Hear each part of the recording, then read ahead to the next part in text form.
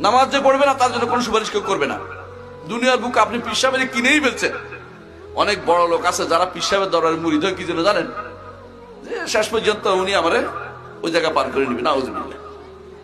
এরকম আশা যদি করছেন, এই জন্য আপনি মুশরিক হয়ে গেছেন। আপনি যা ঈমান ছিল তাও হারাই ফেলছেন। জান্নাতে যাওয়ার জন্য প্রথম শর্ত হচ্ছে তাওহীদ থাকতে হবে। যে জান্নাতে যাবে সে শুধুমাত্র সুপারিশ করবে, আর কেউ সুপারিশ করবে না। হাসরের মাঠে শুধুমাত্র মুহাম্মদ রাসূলুল্লাহ সুপারিশ করবে।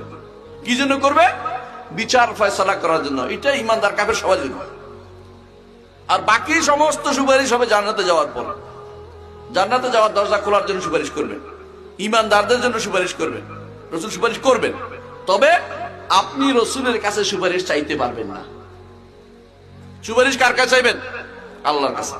আল্লাহ রাসূলকে আমার জন্য সুপারিশকারী বানিয়ে দেন। আল্লাহ আমাকে রাসূলের সুপারিশ যেন পায় সে তৌফিক দান করুন, এভাবে বলবেন। আপনি যদি বলেন রাসূল আমার জন্য সুপারিশ করবে, করেন, এটা হলো শিরক। এটা করা যাবে না। কারণ আপনি রাসূলকে আহ্বান করতেছেন। আপনি কারে আহ্বান করবেন? আল্লাহ তাআলাকে। আল্লাহ তাআলা ছাড়া কেউ আপনাকে কোনো জায়গাতে উদ্ধার করতে পারবে না, কোথাও কেউ উদ্ধার করতে পারবে না। আল্লাহ তাআলা যারা জান্নাতে যাবে তাদের মনের ভিতরে উঠাই দিবেন যে তোমার বন্ধু তো বাদ পড়ে গেছে, পড়ে আছে, কোথায় খুঁজে দেখো। ঈমান না হচ্ছে নামাজ পড়তো, নামাজ না পড়লে কিন্তু কোনো সুপারিশ পাবে না।